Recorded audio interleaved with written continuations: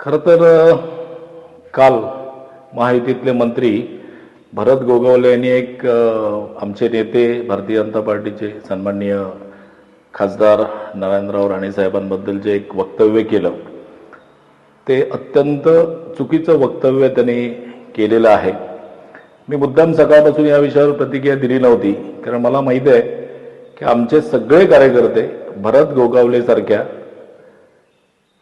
एका नेत्याचं बंदोबस्त करायला पुरेसे आहेत.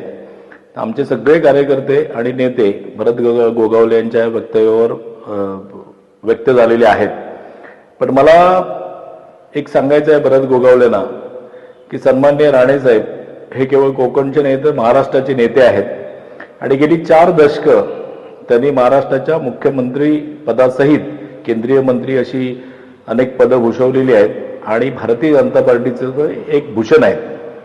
या सगळ्या पार्श्वभूमीवर मला आश्चर्य वाटतं की गोगावलेंनी असं वक्तव्य करताना महायुतीमध्ये नारायण राणे साहेबांच्या नेतृत्वाखाली जी मंडळी आमदार झाली, ते मंत्री उदय सामंत असतील, मंत्री दीपकभाई केसरकर असतील, मंत्री आणि आमदार निलेश राणे साहेब असतील आणि राणे साहेबांनी घडवलेले शेकडो कार्यकर्ते त्या सभेला उपस्थित होते आणि त्यांच्या समोर हे विधान करण्याचं धारिष्ट त्यांनी दाखवलं, तर ही गोष्ट मात्र मनाला क्लेशदायक आहे आणि माझ्या दृष्टीने हे पूर्णतः चुकीचं आहे.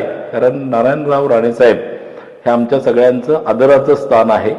राणे साहेब विरोधी पक्षात असताना सुद्धा आमच्यासारख्या कुठल्याही कार्यकर्त्याने राणे साहेबांबद्दल बोलण्याचं कधी हे केलं नव्हतं किंवा नारायण राणे साहेबांबद्दल अपशब्द कोणी बोललं नव्हतं, कारण ते कोकणचं एक सन्मान्य नेतृत्व आहे. तर गोगावलेंना मला एवढंच सांगायचं आहे की पुन्हा कधी सिंधुदुर्ग जिल्ह्यामध्ये येऊन अशा पद्धतीचं किंवा कुठेही राहून अशा पद्धतीचं वक्तव्य करू नये. तुमची राजकीय कारकीर्द आम्हाला सगळ्यांना माहीत आहे.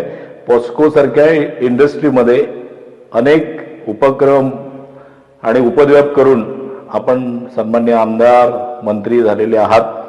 त्यामुळे आमचे सगळे कार्यकर्ते पुढच्या वेळेला असं जर काय वक्तव्य करण्याचं धारिष्ट केलं तर खारेपाटण सीमेवरच त्यांचा बंदोबस्त करतील किंवा विमानाने आले तर बांदा सीमेवरच त्यांचा बंदोबस्त करतील आणि या विधानाबद्दल वरिष्ठ दखल घेतीलच.